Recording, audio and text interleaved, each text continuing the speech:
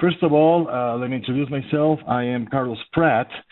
I was looking at the list of people here, and a lot of you already know me. Lucky you. I don't know. And some of you don't. I've been a member of SNIA in general and of the Green Storage Initiative, and also later on, or earlier on, I should say, of the SNIA Green Technical Working Group. About 10 years now. So it's been a while. I'm today an individual member and have participated in all of the different events and sessions and decisions and philosophical fights, if you want to look at it like that, for storage and green storage, particularly for emerald. So what we're going to be looking at today is a couple of things, basically. COM overview. Basically, COM stands for capacity optimization methods. Somebody was talking of capacity optimization modules. That does exist, but this is not what we're going to be talking about today, and how they work. I may refer to some points of the presentation of Chuck because they put a very good basis for what we're going to talk later here. So, as I said before, capacity optimization method. And I cannot see it better than what our good friend Alan Yoder, the originator of this document, said, is to figure out a way, or ways, I would say, more than one, to store more data in less space. And in theory, energy is proportional to the space used. In practice, we have found that in some cases, energy is not proportional to the space used. It's actually an aggregate of savings when more than one of these COMs are combined. We're not going to talk much about that today, but just keep that in mind. Now, currently, what is being acknowledged by the capacity optimization methods? Until recently, parity rate was one of them, not anymore. Why? There are several reasons. As time has progressed and technology has increased on things and updated, RAID has become, I'll put it this way, the old, venerable, ancient, but slow. And if you want to do what Chuck was saying, improve performance, in some cases, you don't want RAID anymore. Ironically, the original RAID helped a lot on performance, not so much on modern times. Now, if somebody hears me to talk about permanent or persistent memory and say, but Carlos, we use RAID there. Well, you're talking about a bit of a different animal, and yes, you're right. It's not dead, but for purposes of emerald, it's no longer evaluated by the tests. Thin provisioning, another way of what I call lying to the server. We got more storage than you think we have, but it's a way also of saying, hey, we're going to use only what we needed. Read-only delta snapshots, we're going to talk about that. I don't want to give you any heads up here. Writable delta snapshots, which are more, in my personal opinion, they are more usable than the read-only. Data deduplication, which is one of the ancient ways of basically what says next to it, compression. And compression itself, which is not necessarily data deduplication. Now, for energy storage, what matters is the ratio of data segments to parity segments, okay? This is talking about RAID. Basically, a larger number translates directly into power savings, meaning the bigger your RAID array is, the more disks you have on the RAID, the less power, or the more, I'll put it this way, the more the power is shared amongst them, and it's going to make it look higher efficiency. Now, is that going to affect my bill? I don't think so, no. But it's going to affect the way that the data is stored. And going back at what we said at the beginning, that theoretically, proportional data to save is related to the savings with the RAID? Yes. Now, RAID 1 basically is one-to-one copies. This is, we want to improve on it, for example, then we go to other types of RAID. RAID 1, basically you're doing a copy of one disk to another disk, and you keep both disks running. Is it all in an array? Yes. Somebody may say, Carlos, lately and again, we're introducing, this is basics. Somebody may tell me, well, Carlos, lately, those RAID ones, they have other type of schemas that they may not be on the same array, and you will be correct. Still, the RAID one is one-to-one copy. Now, since we're not going to go into a whole thesis of RAIDs and ways of structuring, here are the most common and known RAIDs.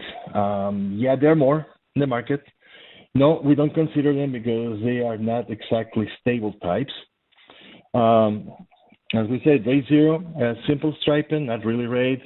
It does not really help anything because you are not making any copies. You are not really optimizing any space. RAID 1 is a copy-to-copy. Again, it's just mirroring.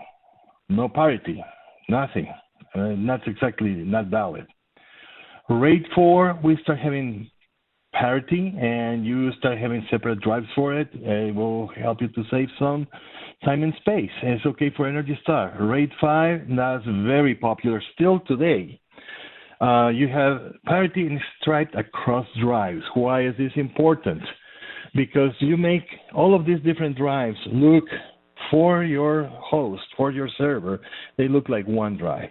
Basically, you're making it look like you have a bigger, huge drive that is very safe to use. It's increasing the amount of data that you can put in theory, and it is okay for Energy Star, okay? RAID 6 is RAID 5 with more parity. It's called double parity, and it's okay also for Energy Star. Now, paraphrasing what Chuck said before, all of these technologies have been there for a while, and as drives get bigger and bigger, especially those that are spindles, if, let's say, in the array, let's say a RAID 5, one drive that is several terabytes big fails, well, the array is going to take care of recovering the data from every place, and you will not notice that you have a drive that failed. But somebody in the data center will have to change the drive, and that drive will have to be rebuilt. The rebuild process, the bigger the drive gets, the longer in time it takes, and that can potentially put a little bit of at risk your data center. Potentially, not necessarily. Now, also, it will start using more of your performance doing the rebuild. And like Chuck says, there's no free lunch. So as drives grow bigger, especially spindles, RAID has become more and more slower on the perception. Actually, it's not that slow, but it's so big when you have to rebuild that it will appear to be slower. Other techniques that are not exactly recognized as RAID but have equivalent protection to the drives, and we'll also present to you as a one big drive, are erasure codes, for example, which is quite fast. I've seen them used very much on persistent memory and drives larger than 1 terabyte or 2 terabytes. And this is an interesting way of doing things. It has what is called a non-XOR parity. It uses different schemes. As I said, we're not going to go into a dissertation of this. It exists. It works. It's faster than the number RAIDs, and it is okay for Energy Star. Distributed parity. Think about different types of parity for different types of size and all mixed. Think about that.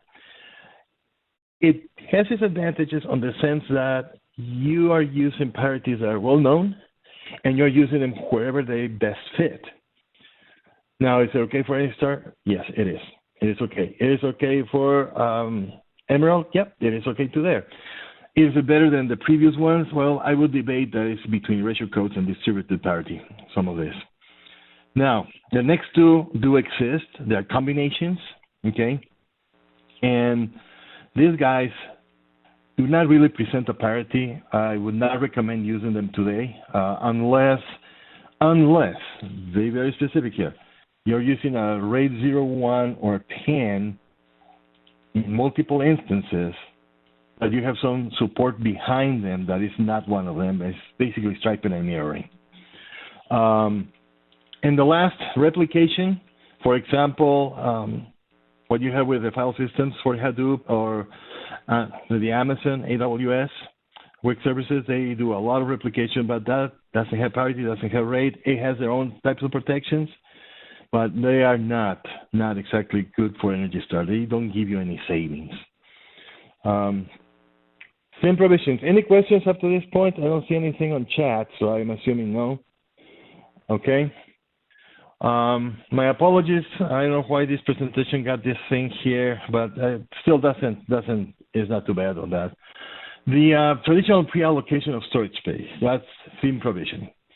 In short, what it does two things.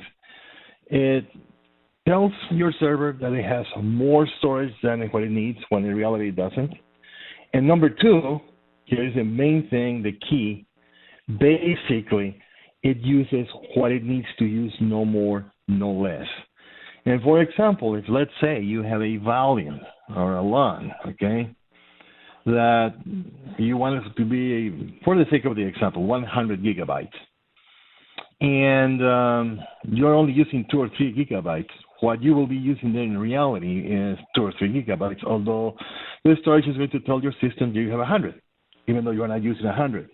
But what this does, as you can see here, in several volumes with several types of allocation, it optimizes the capacity and the data allocated to it, giving you great benefits on energy savings according to the storage that you have. Now, this is something that's not going to be directly seen in benefits, but it's going to be indirectly seen and in the long run.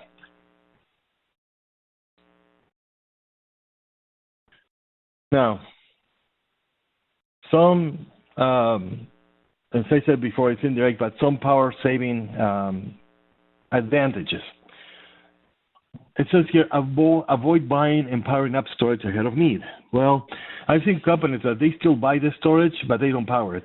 Still is a savings, okay? It minimizes the amount of unused space on a system, making it more efficient, like I mentioned before.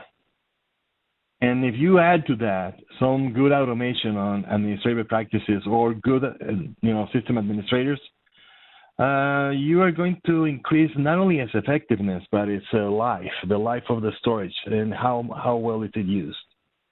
And whenever you think, and what it says here, an empty system is an empty system no matter what. Why have it powered on if you're not doing anything? That's one of the big things of theme provisioning. Any questions? Delta snapshots, another comp. The Delta snapshots has been in the past has been a point of debate and philosophical attempts. Some other companies call them flash copies. Some others call them macro copies. I have seen many names. I'm very happy that the group here decided to call it just snapshots instead of PIT, because PIT, here's another connotation story, but it's what it is. It's a point-in-time copy of some amount of data. In the past, and still today, is the most common, is the second bullet here, the most common way of doing it is for a volume or file system level. Some other usages that fall into these two categories are basically an application level snapshot, which arguably people will say, well, how does that fall in file system? And I will say, well, it depends. It can also fall in something that's called namespace. But again, this is not a dissertation. I'm not going to go into a debate. I'm just saying that this could be, points for argument in the future if you talk about them. But they all fall in these two big categories. So traditionally, how does this work? You start having an original, I will say, file system. I want to make sure that you maintain and keep up to date. And you say, well, it's time to make a copy of it because I don't want to lose any data in case this disk fails or whatever happens. I want to make sure that I can look at it again. So what you do, you normally lock the file or lock the volume, like it says here. You stop, effectively, you stop writing to it. Just leave it the way it is at this time. Call it time X. Make a full copy of it, okay? You write the log about it, then you unlock it, release all the writes, keeps writing on it, okay? And that's basically your traditional method. It's just a quick backup. Now, deltas. Once you have that original, and again, this is traditional because some people may say to me, "Oh, Carlos, now we can have deltas in time and deltas." Well, yes, this is traditional and basic. Once you have your copy, each time that something new or a change is written into that copy, into your original, you do that change on the copy, but only on that area that it has moved or changed, like is being shown here on the snapshots. And as you go in time, the snapshots, as they go in time, the only differences are the ones that are recorded. Are there logs you can roll back? Well, any good system would do that. And be aware, I've seen systems that don't do it, but any good system will do it. And, well, I'll put it this way. I don't know of any company that is not represented here that would not do it. So they're all good. What are the main uses of Delta Snapshot other than just making a copy? Well, that's where we go to the two types, the read-only and the writable Delta Snapshot. The read-only is once you do the deltas, you can only read them, you cannot modify, you cannot do anything with them, okay? Basically, the copy will live forever until you decide that you want to get rid of that disk and crash it, okay? The point-in times cannot be written, and they're great for backups, okay? Basically, that's what it is. It's a backup, and you will have it there. Now, the writable. Now, these, in a personal point of view, are more usable than the read-only. Not only you can have this for backups as a read-only, but they're very useful for when you want to do tests. One of the tests that I always like to mention is data cloning for disaster recovery testing. Let's say you're a financial institution, and 6 months have passed since the last time one of your big computers crashed, and it trashed the storage with it, and you had to recover everything from your backup, and everything was good. But now 6 months later, you want to make sure that the next backups are still good. Will you do it on your live data, or would you like to do it on your copy data? That's where the Delta snapshots come very handy. You do it over your copy data. You know it's as close as it's going to be to the real data that you have right now, and that if anything goes wrong, you can recover from it. Simple as that. The writable portion of it helps you to be able to do that. Now, how does this go into energy savings? Think about this. The capacity optimized by using the previous methods. If you combine them with the Delta snapshots, first of all, space is of the essence and usage is of the essence. Think what would happen on energy-wise. If your storage would not be able to do this, how much more time you have to waste on recovering, what is called a data recovery. Just think about it. It's an indirect benefit, not a direct one. Now, the other way of this other way is much more. Questions on the previous one. Okay. Data deduplication. All of us that live in the environment of storage and IT, we call it dedup. Okay. Well, it's just short for data deduplication. Here, this really optimizes the amount of space. Why? Well, when you're doing thin provisioning, you just optimize the way the space is used on the disk. But what if you can still reduce even more the space that you have actually used? What if, and I like to use the email example. Let's say I have an email and send it on the same server to everybody on the list of attendees on this presentation. One thing would be to have the email repeated 20 times or 25 times, and you will be using the space for that email 20 times the same email. Well, what if now, since they are all on the same server, assuming that, what if now I just have one copy of the email, let's say the original one that I wrote, and my data deduplication is intelligent enough to say, oh, there is one email that was sent 20 times, Well, I'm just going to put a pointer on each one of the recipients to the content of this email, and instead of having 20 times all of these characters, we only have one pointer for each one of them. I think the benefit is very obvious. And yes, if you add this with other capacity optimizations, it will help you to save indirectly, again, energy.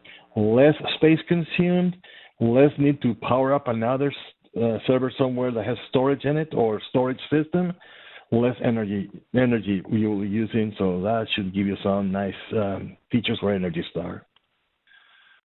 Okay, now, what are the types of deduplication? One is called inline, and the other one is called post-process. Or, like I say, one while we're thinking about it, and the one is the after fact.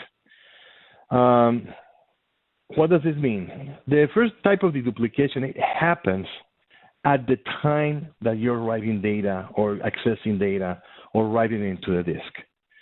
The system, what it does, it has many different, by the way, each vendor has a different algorithm for this, but the algorithms that will go and look, does this data already exist?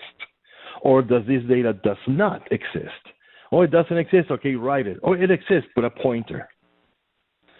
I will say, when you're doing the inline, every single company represented in SNIA, I've seen they have very good algorithms that it's almost unnoticeable that it's running. Performance is excellent. That being said, I've seen some experimental systems out there that, well, they don't care too much for standards, that the inline will have a hit on your performance. So I would just say be careful. Post-process, some people will arguably state that post-process has a better form of deduplication than inline. Why? There are some things that inline may escape inline. Not many. In my experience, I will tell you right now, I probably have seen maybe two very, very, very special situations where inline deduplication did not catch some things that it should have been deduplicated. Post-process did catch them. Why? Because it assumes that you're doing this over your copies or even over your real time, but it does it at a certain times of day, several times, and it assumes that it's going to work only on what has already been written, not in what is coming in. And obviously, I'd like to give this example. It's always after the fact. It's a hindsight 2020, right? That's why post-process can be more in what it deduplicates it in line. But again, like Chuck says, there's no free lunch. You may save some time on the inline if you do post-process, but post-process is going to take more cycles. It's going to take more process power. It's going to probably take even more of your systems, storage systems time. Now there's another one, and this one today I'm very careful when I talk about it because it can be quite problematic. It's global versus local. Most, and I will contend that about probably 80% of the duplication today is done local to the system that is in the data center, okay? And that system is to that one given storage system that is working on your data center, that is chugging all of this data, and it will do the deduplication at that level. Now, global dedupe assumes that your deduplication, which exists, by the way, will go over your system, not just that area, that disk, that long, that file system. But we will go over all your system, all the different arrays that comprise your system, and start looking for deduplication across them. That, once again, can have a hit on your performance. I've seen it. I've seen both ways. I've seen when it doesn't, and I've seen when it does. Now, when it doesn't, the other caveat that you have here is that deduplication, how long is valid? So sometimes they will capture what we call temporary namespace data. I'm not going to go into that right now, but that would be a valid deduplication to do, but not valid when it comes to the viability and life of the data. I'm not going to go into data lifecycle system, lifecycle. It's not the intent of this. Any question up to this point?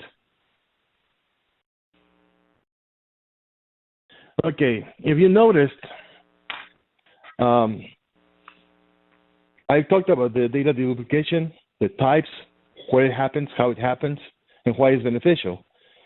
And a lot of people tell me, well, how do I use it? Where do I use it? And I will say this, you have many variations, and all of them are good, by the way. I haven't seen one that is not good. File or object level, which basically basically has a granularity of how many bytes, megabytes, gigabytes is going to be taken, or how many files at a time, or how many objects at a time. It has a list overhead. It works really fast. By the way, this is one of the things that I use a lot with inline. Block level is even more finer. That's at the block that you're writing. Normally, as it states here, is 4K or larger. I've seen lately that at the block level, they're going now into the megabytes and gigabytes in some cases. And variable size, that is a very interesting one. It's mostly used, I've seen, is mostly used on post-process because they can do that adaptation quite easy. You can do a pre-analysis of what you're going to be looking for and how you're going to look for it, and then say, okay, I can do all of this. Now, are there more methods? Yes.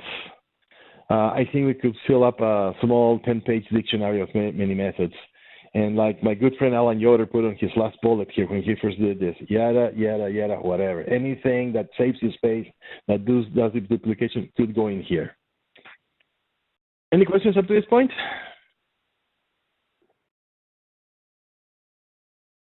Okay, so let's go to good old compression. Has anybody has ever used here, and I don't have to have a show of hands, silence is going to be good. Well, I should ask, has anybody never used a zip file or a RAR file on Windows or in Linux? I think the first time I used anything that has to do with compression, I was in college, and don't ask me how many years was that ago because I still remember some dinosaurs next to me. But anyway, it is very well understood how it works.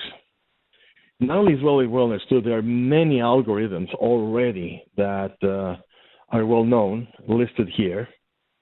Every single day I find that there's more and more refinement on how compression works.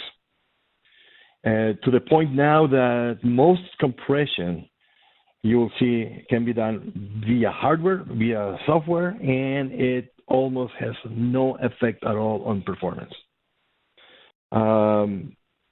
Is there always somebody doing some experimental stuff that will hit your performance?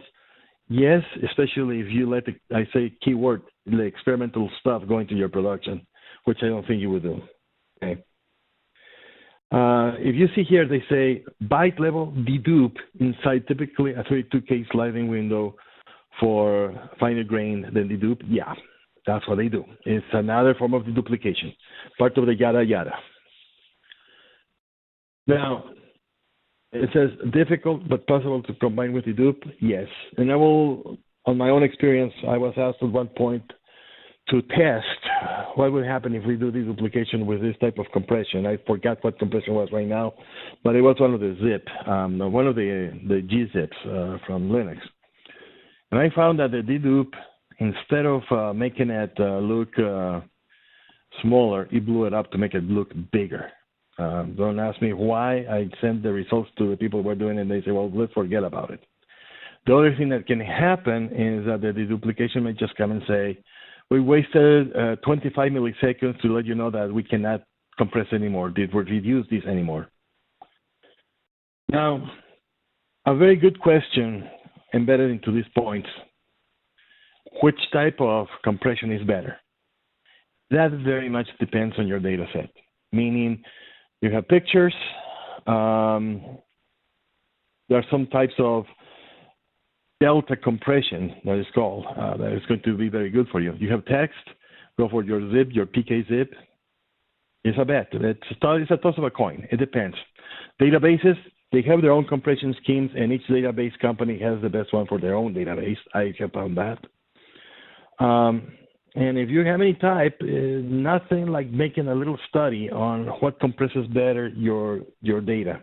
It depends on the data set, but it also depends on the application that generated that data set. Okay. Any questions up to this point? Okay. So this is the last chart. So basically, let's just recapitulate really quick. The comms will allow you to store more data in less space. That is true. We already saw how it does it. The parity rate is a good replacement for mirroring. What it has here, it says usually 40-some% power savings over RAID 1.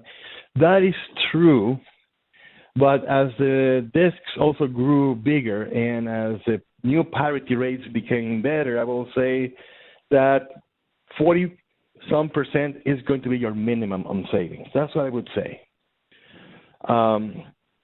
Your SIM provisioning, it can take systems from 30% utilization to 80%. I will say 80% is really ambitious even today, but we're getting much closer to that than the 30%. If I had to put a line between where it's closer to with SIM provisioning, I would say in the beginning it was closer to 30%. Today, I would say the trend is moving towards the 80%. Think about huge drives. Think about the 3 or 4 terabyte drives that are in your system. Think about a system that has 1,000 of those drives, okay? Delta snapshot. Huge savings possible when change delta is small. True. It is very true. As we specified before, if you're making your copies and just copy just the little tiny thing that you're moving there, then it's not much that you're going to be moving. You're going to save time and save space. The duplication, we went more than 3 slides on it, and it depends on many factors, as you already heard. The compression. Well, we have all used it. I'm assuming that everybody has used it. If anybody here has not used one of the compression tools out there, please let me know so I can send it to the book record of Guinness. And anyway, the Guinness Book of Records. The compression is local. It's always local. If you notice, I didn't say anything about going global or system-wide on it. Doesn't make sense. It makes sense only for what you have on your system or on your computer, okay?